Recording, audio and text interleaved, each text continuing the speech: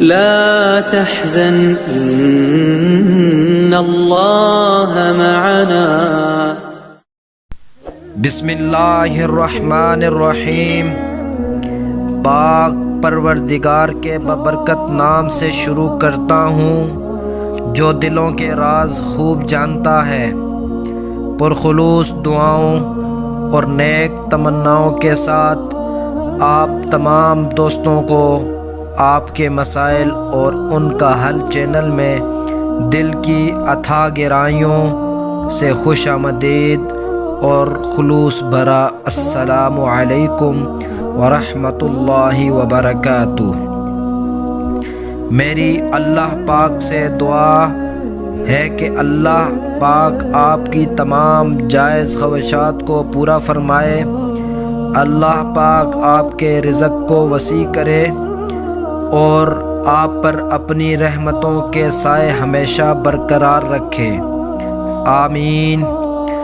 ناظرین گرامی، آج میں آپ لوگوں کے لیے ایک بہت ہی خوبصورت وظیفہ لے کر آیا ہوں کہ جو شخص یہ کہتے ہیں کہ ہمارے بچوں کا دماغ بہت کمزور ہے یا جو بچے پڑھائی میں کمزور ہیں تو ان کو میں آج ایک وظیفہ بتاؤں گا.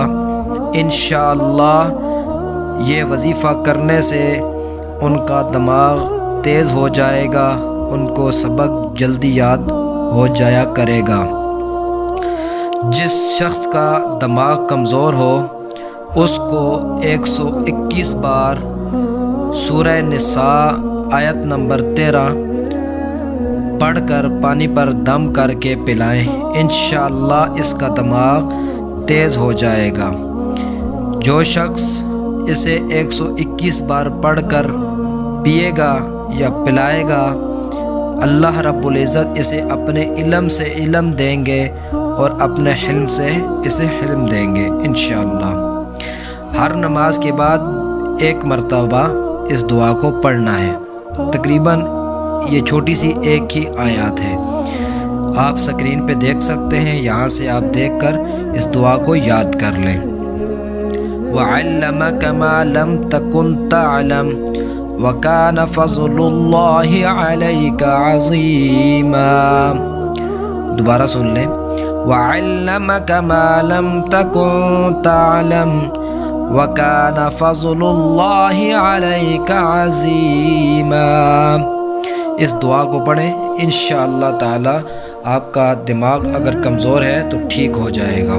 اور اس کے علاوہ رب زدنی علما اور رب اشرح لی صدری والی جو دعائیں ہیں ان کا بھی اہتمام کریں. انشاءاللہ اللہ آپ کے علم میں اضافہ فرمائیں گے اور کمزور دماغ والے جو بھی حضرات ہیں انشاءاللہ ان کا دماغ تیز ہو جائے گا.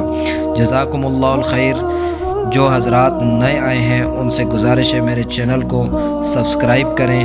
میری ویڈیوز اگر آپ کو اچھی لگتی ہیں تو لائک کریں، شیئر کریں تاکہ اور لوگوں کو بھی فائدہ ہو سکے. جزاکم اللہ الخیر. السلام علیکم ورحمۃ اللہ وبرکاتہ.